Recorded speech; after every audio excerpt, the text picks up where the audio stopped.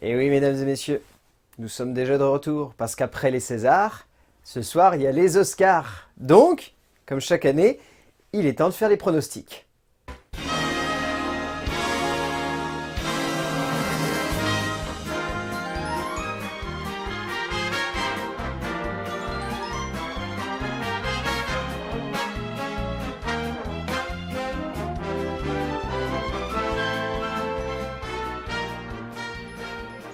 Et oui, les Oscars, la grande mecque de la remise des prix bien à l'américaine qui a tendance à moins surprendre que les Césars, parce que si on peut saluer au moins que les Césars sont étonnants parfois dans la remise de certains prix, les Oscars, c'est pas forcément le cas. Pour autant, ça reste tout de même une cérémonie qui est très intéressante à suivre parce que fait un peu le bilan du paysage audiovisuel de l'année.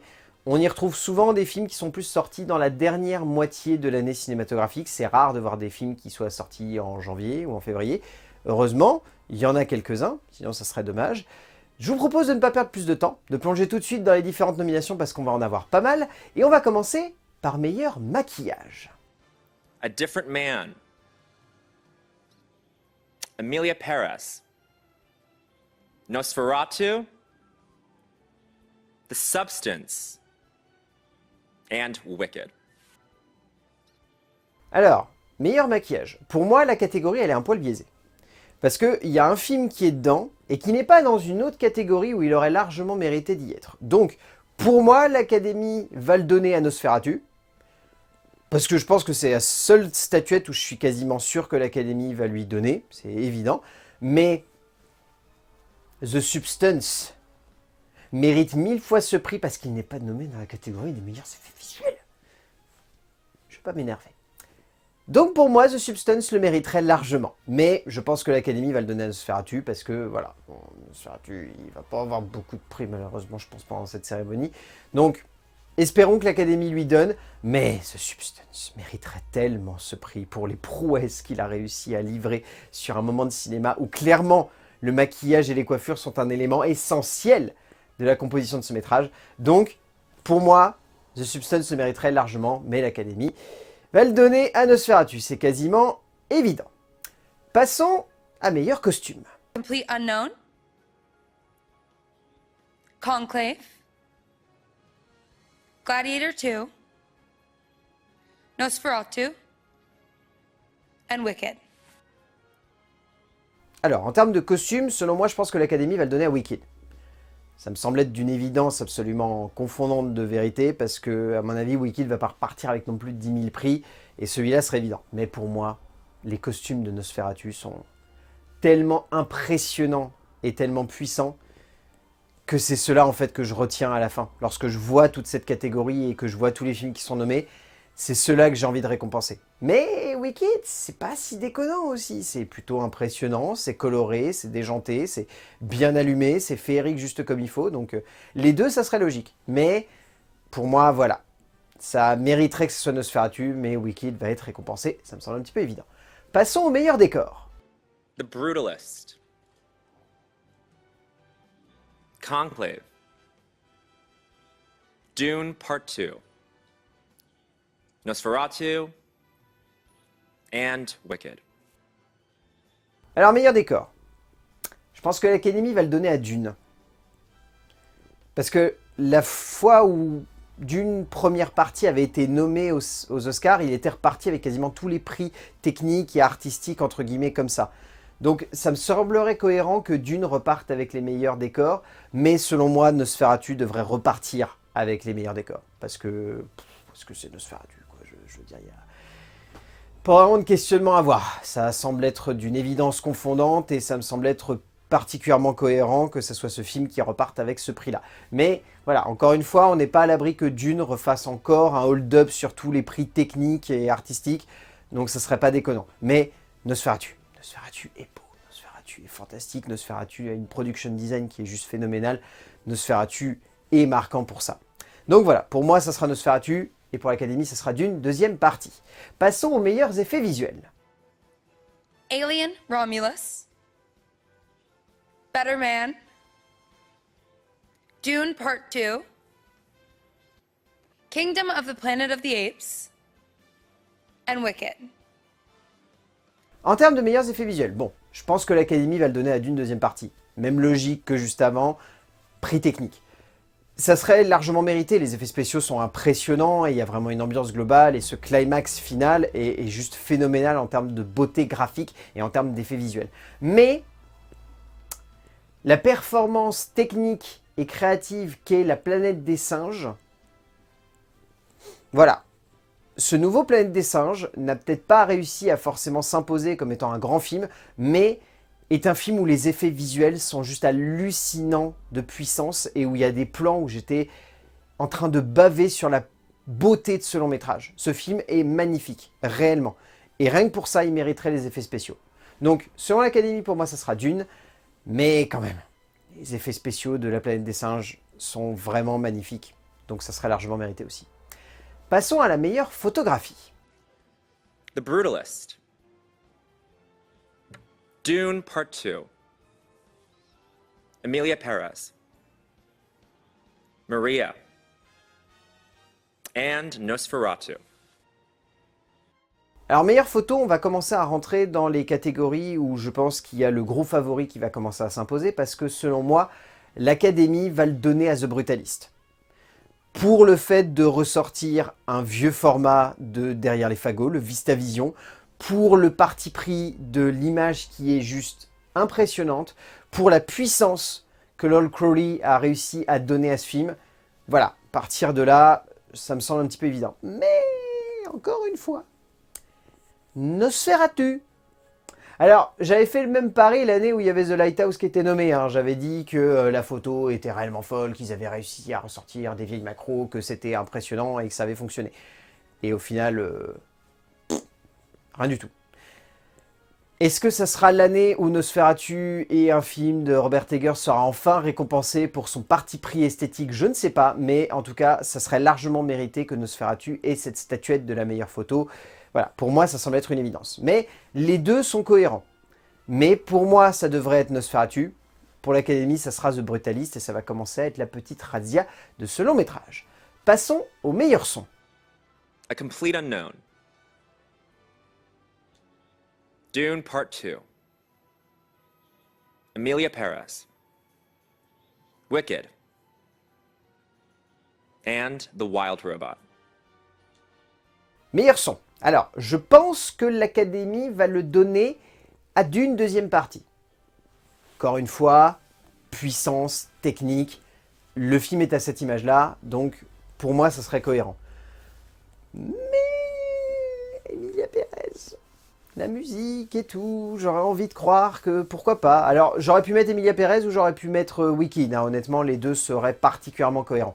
Mais j'ai envie de croire que ça va être Emilia Perez parce que, je sais pas, je me rappelle de la manière avec laquelle le montage son est géré dans ce film et tout le travail autour justement de mêler la musique à l'ambiance globale du film, ça m'avait beaucoup marqué. On n'avait pas l'impression d'écouter une grosse tracklist, on avait l'impression d'écouter un film où la musique était greffée à l'ambiance globale du long métrage. Donc c'est ça qui m'avait beaucoup marqué. Donc ça serait cohérent pour moi qu'Emilia Perez reparte avec meilleur son, mais je pense que l'Académie va le donner à Dune. Deuxième partie, ça serait purement logique également. Passons maintenant au meilleur montage. Anora. The Brutalist. Conclave. Emilia Perez. And Wicked. Meilleur montage. Alors, j'ai un pari, c'est qu'il y a un cinéaste qui part comme un petit peu l'outsider de cette cérémonie et qui va repartir avec pas grand-chose. Et du coup, je lui donnerai le prix du meilleur montage. Pour Anora, pour Sean Baker. Parce que voilà, mine de rien, il faut quand même garder en tête que le montage d'Anora, il est plutôt efficace, très bien géré, très bien fait, et moi, il m'avait beaucoup impressionné. De toute façon, Sean Baker est un très grand monteur, au-delà d'être un très grand cinéaste, et ça m'avait beaucoup marqué. Mais je pense que, voilà, moi, je le donnerai à The Brutalist. Le montage de The Brutalist, en fait, témoigne d'une grande justesse d'esprit, de réussir à combiner un travail de mise en scène qui est très impressionnant et qui laisse la part belle au plan séquence, mais d'avoir une très belle découpe qui fait en sorte que le film, malgré son côté pharaonique de 3h35, passe crème, passe super vite et est très bien rythmé. Donc pour moi, le prix devrait aller à The Brutalist, mais je pense que l'Académie va tout de même le donner à Anora. Ce ne serait pas déconnant dans les deux cas. Passons aux meilleures musiques originales. Emma from Emilia Perez. The Journey from the 688. Like a Bird from Sing Sing. Mi Camino from Emilia Perez. And Never Too Late from Elton John. Never Too Late. Alors, meilleure musique originale. J'aurais tendance à croire que l'Académie va le donner à la chanson Like a Bird du film Sing Sing. Alors, me demandez pas réellement pourquoi, mais j'ai un feeling là-dessus. J'ai la sensation que l'Académie pourrait le donner à ce film parce que déjà, je pense que sinon, il va pas être beaucoup récompensé. Et je sais pas, j'avais trouvé la musique très belle devant le long métrage. Mais, pour moi, ça va être El Mal du film Emilia Perez. La musique est folle, l'ambiance globale. Moi, j'ai trop hâte de voir ce qu'ils vont en faire niveau mise en scène pendant la cérémonie. Je pense que ça va être fou. Ça va être trop bien, je suis sûr. Ça va super bien marcher, ça va être hyper efficace. Moi, j'ai tellement hâte de voir ça. Mais voilà, j'aurais tendance à croire que l'Académie va le donner à Like a Bird, mais je le donnerai à El Mal, qui est vraiment juste hallucinant en termes de musique et ça donne la pêche, clairement. Passons maintenant à la meilleure musique tout court. The Brutalist. Conclave. Emilia Perez. Wicked. And The Wild Robot. Alors, meilleure musique, j'aurais tendance à croire que l'Académie va la donner à Emilia Perez. Parce que, voilà, c'est un peu les mêmes raisons que j'avais évoquées pour les Césars. Je trouve que le travail qui a été fait par les deux compositeurs est juste hallucinant. Ducol et Camille ont vraiment réussi à faire un truc impressionnant. Mais Daniel Blumberg a composé une bande originale qui, je trouve, est folle pour The Brutalist. Donc, j'aurais envie de la donner à The Brutalist parce que je trouve vraiment la bande originale très impressionnante. Il a réussi à combiner des sonorités, des instants où j'étais réellement en train de me dire ça sort un petit peu du lot. C'est détonnant, ça a quelque chose d'atypique et ça m'a beaucoup marqué. Et c'est pour ça que j'aurais plutôt envie de la donner à The Brutalist. Mais Emilia Perez, ça serait tout aussi cohérent, ça serait tout aussi logique, ça serait tout aussi marquant. Les deux cas, ça fonctionne. Préférence pour The Brutalist, mais Emilia Perez, ça semble particulièrement cohérent. Passons maintenant au meilleur film international. I'm Still Here, Brazil. The Girl with the Needle, Denmark. Nothing for Denmark. Emilia Perez, France. The Seed of the Sacred Fig, Germany. And Flow, Latvia. Alors, meilleur film international, j'aurais tendance à croire que l'Académie va le donner aux Graines du Figuier Sauvage. Je sais que là-bas, le film n'a pas eu l'impact qu'il a eu chez nous. Chez nous, le film a réellement eu un vrai carton et un vrai engouement. Mais ça me semble cohérent pour le message qui est véhiculé et pour tout ce qui se passe actuellement en termes de paysage politique. Mais ça serait tellement beau que ce soit Flo qui reparte avec. Parce que, certes, il mérite aussi meilleur film d'animation, mais meilleur film étranger, ça serait tellement fou que la Lettonie reparte avec le prix du meilleur film étranger pour un film d'animation réalisé par quasiment un mec tout seul, à bien accompagné, mais qui à la base faisait des films tout seul sur son ordinateur. Donc ça serait merveilleux que Flo reparte avec ce prix. Mais voilà, Les Graines du Figuier Sauvage, ça me semble particulièrement cohérent que ce soit l'Académie qui lui donne, mais moi je donnerai à Flo. Parce que Flo, voilà, je suis pas très cohérent des fois, mais faut pas chercher. Passons à meilleur documentaire. Black Box Diaries. No Other Land. Porcelain War. Soundtrack to a Coup d'État. And Sugarcane. Alors, meilleur documentaire, ça va être simple, j'en ai vu qu'un.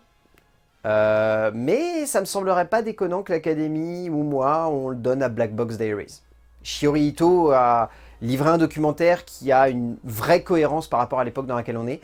Je sens aussi le petit pied de nez par rapport au fait que dans la période dans laquelle va se passer les Oscars, il y a un certain monsieur qui a été condamné pour des violences sexuelles et qui n'est pas allé jusqu'au bout de son procès et qui pourtant est à la tête d'un État qui voilà, va forcément jouer dans la balance. Donc ça serait pas déconnant que ce soit Black Box Diaries pour ce qu'il véhicule derrière.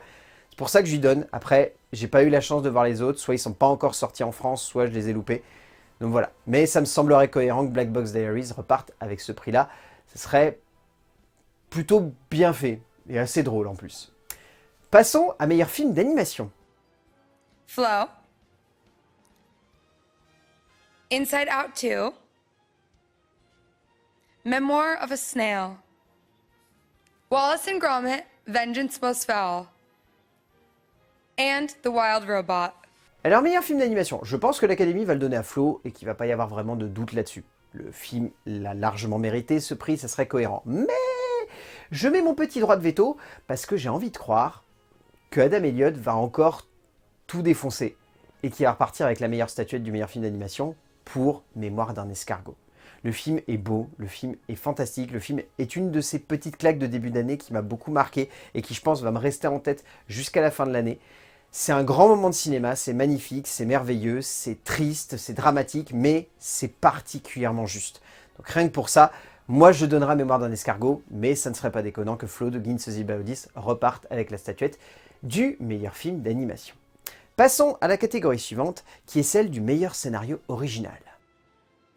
Honora, written by Sean Baker. The Brutalist, written by Brady Corbet, Mona Fastful. A Real Pain, written by Jesse Eisenberg. September 5, written by Moritz Binder, Tim Fellbaum, co-written by Alex David. And The Substance, written by Coralie Farja. Alors, meilleur scénario original. Alors, moi j'ai pas d'objectivité parce que je trouve le film fantastique.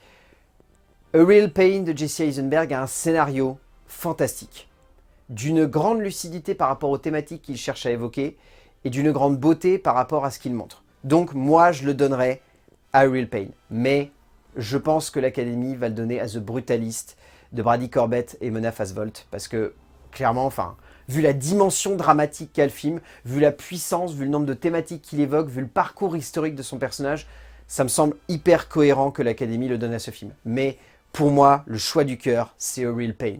Vraiment, je trouve le scénario fantastique, magnifique, merveilleux et beau, et court. Ce qui est génial, c'est que ces deux films sont totalement opposés. L'un fait 1h29, l'autre fait 3h35. Et pour autant, les deux films, ils aboutissent chacun à une pleine conscience du message qu'ils doivent véhiculer et de la portée dramatique que doit être leur récit. Donc pour moi, ces deux films méritent largement chacun leur prix. Passons maintenant au meilleur scénario adapté. A Complete Unknown, screenplay by James Mangold and Jay Cox. Conclave, screenplay by Peter Strawn. Emilia Perez, screenplay by Jacques Audiard, in collaboration with Thomas Bideguin, Liam Messius, and Nicolas Levesque. Thank you. Nickel Boys, screenplay by Ramel Ross and Jocelyn Barnes. And Sing Sing, screenplay by Clint Bentley, Greg Queter, story by Clint Bentley, Greg Queter, Clarence Macklin, John Devine G. Whitfield. Meilleur scénario adapté. Alors, je pense très sincèrement que ça va être la seule catégorie, avec une autre quand même, où un parfait inconnu peut repartir avec la statuette. Et donc, je pense que le scénario adapté par Jay Cox et par James Mangold peut repartir avec la statuette, et je pense que l'Académie va partir là-dessus. Moi, personnellement, je partirais plutôt sur le scénario d'Emilia Perez adapté par Jacques Audiard. Parce que je pense que ce scénario peut vraiment être récompensé parce qu'il est surprenant. Il est surprenant par rapport à ce qu'il véhicule dans son genre. Les deux films sont musicaux d'ailleurs, j'avais pas forcément fait le lien à la base, mais les deux films sont musicaux. Mais ouais, pour moi ça semble cohérent que ça soit Emilia Perez parce que le film est ce qu'il est, il est vraiment impressionnant et il est vraiment puissant et il véhicule beaucoup de choses. Et je pense qu'aussi au niveau des thématiques dont il parle, même si certains peuvent questionner ça ou remettre une perspective ou se dire comment est-ce qu'il peut parler de ces thématiques-là, ça se voit qu'il connaît rien, etc. Jacques Audiard. Chacun a son regard. Moi personnellement, je pense que le regard de Jacques Audiard est très bien fait sur ce film. Donc pour moi, je le remettrai à Emilia Perez, mais je pense que l'Académie va le donner à un parfait inconnu, ça serait cohérent. Passons maintenant à la meilleure actrice dans un second rôle. Monica Barbaro in A Complete Unknown. Ariana Grande in Wicked. Felicity Jones, The Brutalist. Isabella Rossellini in Conclave. And Zoe Saldana in Emilia Perez. Alors, meilleure actrice dans un second rôle. Alors, je pense que l'Académie va le donner à Zoé Saldana pour Emilia Perez. Ça sera totalement justifié, plus que cohérent. Zoé Saldana est impressionnante, je l'ai déjà évoqué dans les Césars. Mais, pour moi, Monica Barbaro vole littéralement la vedette à tout le monde lorsqu'elle apparaît à l'écran dans le rôle de Joan Baez. Elle est fantastique dans Un parfait inconnu. Elle est brillante, elle chante, elle joue, elle interprète avec justesse ce personnage fort de la folk. Enfin, pour moi, son interprétation, elle a été une révélation et j'adore cette actrice. J'ai hâte de la revoir dans d'autres films. Enfin, elle était folle. Donc pour moi, vraiment, j'ai envie de croire que Monica Barbaro va partir avec le prix. Mais je pense aussi que Zoé Saldana va le recevoir de la part de l'Académie pour Emilia Pérez. Ça serait totalement cohérent dans les deux cas. Passons maintenant à meilleur acteur dans un second rôle. Yura Borisov in Anora. Kieran Culkin in A Real Pain. Edward Norton in A Complete Unknown. Guy Pearce in The Brutalist. And Jeremy Strong in The Apprentice. Meilleur acteur dans un second rôle. Alors, je pense que l'Académie va le donner à Jeremy Strong pour sa performance dans The Apprentice, qui, pour moi, s'il n'y avait pas eu un autre acteur, aurait été mon choix du cœur. Hein. Clairement, Jeremy Strong, il est hallucinant, et pour moi, il vole la vedette à Sebastian Stan dans The Apprentice. Il est terrifiant, tétanisant, et en même temps, son évolution de personnage est tellement parfaite, enfin, son interprétation est merveilleuse. Mais il y a Kieran Culkin dans A Real Pain. Et Kieran Culkin dans A Real Pain, il est brillant du début à la fin du métrage. Je le trouve merveilleux, il arrive à porter un personnage qui est d'une densité et pourtant d'une complexité, moi, qui m'a bouleversé. Enfin, ouais, le prix serait largement mérité pour lui, ça serait évident. Mais Jeremy Strong a aussi son petit truc à dire, donc voilà. Selon moi, ça sera Kieran Culkin. Selon l'Académie, je pense que ce sera Jeremy Strong, mais dans les deux cas, je serai heureux parce que ces deux acteurs, ils sont fantastiques et ils volent la vedette à tous ceux qui les entourent lorsqu'ils sont présents à l'écran. Rien que pour ça, voilà, c'est évident. Passons maintenant à meilleure actrice. Cynthia Erivo in Wicked. Carla Sofia Gascon in Emilia Perez. Mikey Madison in Honora. Demi Moore in The Substance. And Fernanda Torres in I'm Still Here. Meilleure actrice. Alors, je pense que l'Académie va le donner à Fernanda Torres. Ça me semble évident et ça me semble même plus que cohérent. Mais, alors, là, ici, j'ai tendance à faire un petit peu un choix où je pourrais presque inverser les deux. Moi, je le donnerais à Demi Moore. Mais, et attention, là, je vais vous brainer un petit peu, j'aurais presque inversé à un moment. Parce qu'en fait, j'ai mon côté chauvin qui se pointe et qui me fait penser que les Américains seraient capables de se dire au dernier moment « Eh, Demi Moore, on l'a pas respectée à une époque, on a même été vache lorsqu'elle a fait striptease. Et si pour la réhabiliter, on lui donnait le prix, plutôt que de donner à Fernanda Torres ?» Donc à une époque, j'avais mis Demi Moore en choix académique et Fernanda Torres en choix personnel. J'ai réinversé parce que, avec ce qui s'est passé dernièrement, ça me semble hyper cohérent que l'Académie le donne à Fernanda Torres. Et du coup, mon choix perso, c'est Demi Moore. Dans les deux cas, les deux actrices sont fantastiques. Dans les deux cas, les deux actrices portent littéralement le film sur leurs épaules. Et dans les deux cas, les deux sont folles. Donc rien que pour ça, c'est pour cette raison que je les intervertis même par moments. Mais restons sur ça. Mon choix perso, Demi Moore. Mon choix académique, Fernanda Torres. Passons maintenant à meilleur acteur. Adrian Brody in The Brutalist. Timothy Chalamet in A Complete Unknown. Coleman Domingo in Sing Sing. Ralph Fiennes in Conclave. And Sebastian Stan in The Apprentice. Meilleur acteur. Adrian Brody pour The Brutalist. Les autres sont bons, hein. Je dis pas, hein. Mais académique ou perso, Adrian Brody pour The Brutalist.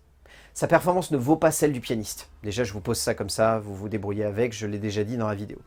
Mais il est juste hallucinant. Et en fait, les autres à côté, ils sont bons, voire même très bons pour certains, mais il lui arrive pas à la cheville. Clairement pas. Lui, il porte littéralement 3h35 de film sur ses épaules, et il vrille pas à un seul moment. Et il est juste impressionnant. Que le personnage soit complexe ou non, qu'on ait de l'empathie ou non pour lui, il est juste hallucinant. Donc rien que pour ça, le prix académique ou perso, ça va à Adrian Brody, c'est une évidence pour moi. Passons maintenant à la meilleure réalisation. Sean Baker, Honora. Brady Corbet, The Brutalist. James Mangold, A Complete Unknown. Jacques Audiard, Emilia Perez. And Coralie Farja, The Substance. Alors, meilleure réalisation, c'est simple. Je pense que l'Académie va le donner à Brady Corbett pour The Brutalist. Là, je pense qu'il n'y a pas trop de questionnements. Ça me semblerait un petit peu étonnant que ce soit une des autres personnes qui est dans cette catégorie qui soit récompensée. Ils sont très bons, mais ils ne sont pas à la hauteur de Brady Corbett qui a fait tout un parcours visuel et graphique pour donner de l'ampleur à son récit. Et le film, pour le coup, est à mi-chemin entre juste ce qu'il faut d'expérimental pour donner lieu à un film qui soit un peu détonnant et en même temps un classicisme à l'américaine qui fait que ça fonctionne bien. Mais, Et alors là, vous allez peut-être être surpris, mais moi, de mon côté, je veux que ça soit Coralie Farja qui reparte avec ce prix. Parce que déjà, c'est la seule femme dans cette catégorie, parce qu'elle n'a pas été nommée au César, dans la catégorie meilleure réalisatrice, donc j'ai envie qu'elle reparte avec le prix ici. J'aimerais tellement. Et vu le fun qu'est le long métrage The Substance, ça serait trop bien qu'elle reparte avec le prix. Mais je pense qu'au niveau académique, ça va être Brady Corbett. Mais Coralie Farja, ça serait drôle. Ça serait très drôle. Passons maintenant à la dernière catégorie, celle du meilleur film. Anora, Alex Coco, Samantha Kwan, and Sean Baker, producers. Boom. The Brutalist. Nominees to be determined. A Complete Unknown, Fred Berger, James Mangold, and Alex Heineman, producers. Conclave. Tessa Ross, Juliette Howell, and Michael A. Jackman, producers. Dune, Part 2, Mary Parent, Cale Boyder, Tanya LaPointe, and Denis Villeneuve, producers. Amelia Perez. Nominees to be determined. Producers. I'm Still Here, nominees to be determined. Guys, paperwork. Let's go. Come on. Come on. Come on. Nickel Boys. Nominees to be determined. PGA. The Substance, nominees to be determined. And Wicked. Mark Platt, producer. Alors, Académie The Brutalist. Il n'y a pas de débat, c'est évident. Je pense que Brady Corbett a fait un film qui a pour voie de parler à beaucoup de monde et d'évoquer des thématiques qui sont fortes. Je pense que c'est pour ça qu'il va repartir avec le prix du meilleur film, ça me semble évident. Mais malgré tout ce qui s'est passé, malgré toutes les polémiques, malgré toute la complexité de la campagne qui s'est passée aux États-Unis et malgré les propos de Carla Sofia Gascon, j'ai envie de croire qu'Emilia Pérez va repartir avec la statuette du meilleur film. Parce que le film reste ce qu'il est. Il est fort, il est impactant. Je sais qu'il a fait débat aux États-Unis parce qu'il y a plein de gens qui considèrent que Jacques Audiard ne connaît rien au Mexique, ne connaît rien à la crise que connaît le Mexique, ne connaît rien au cartel de la drogue, ne connaît rien aux femmes trans. Je ne sais pas. Moi, personnellement, je pense que ça va partir pour Emilia Pérez. Mais l'Académie risque de le donner à The Brutalist, ça ne me semblerait pas surprenant. Et encore une fois, on n'est pas à l'abri d'une petite surprise. On a eu plein de démonstrations qui nous ont prouvé ces dernières années que parfois on s'attend à un résultat et qu'au final c'est un film qui sort un peu de nulle part. Peut-être que Nickel Boys va repartir avec le prix du meilleur film, hein. Sait-on jamais. Ça pourrait être surprenant, mais ça serait pas déconnant. Mais voilà. Pour moi, j'aimerais que ça soit Emilia Pérez, mais l'Académie va le donner à The Brutalist. Ça me semble ultra logique. Bon, et bien voilà. Nous arrivons à la fin de ces nominations pour les Oscars. Nous verrons bien les résultats qui vont être annoncés dans la nuit. On découvrira ça lundi au petit matin ou en direct si jamais vous regardez la cérémonie. Moi, je pense que je vais aller dormir parce que je crois que je commence tôt demain matin. Mais je regarderai quand même les résultats et je découvrirai ça en même temps que vous. Et d'ici là, je vais vous dire de regarder des films parce que c'est bien de regarder des films. Et à l'année prochaine pour refaire des pronostics. A plus!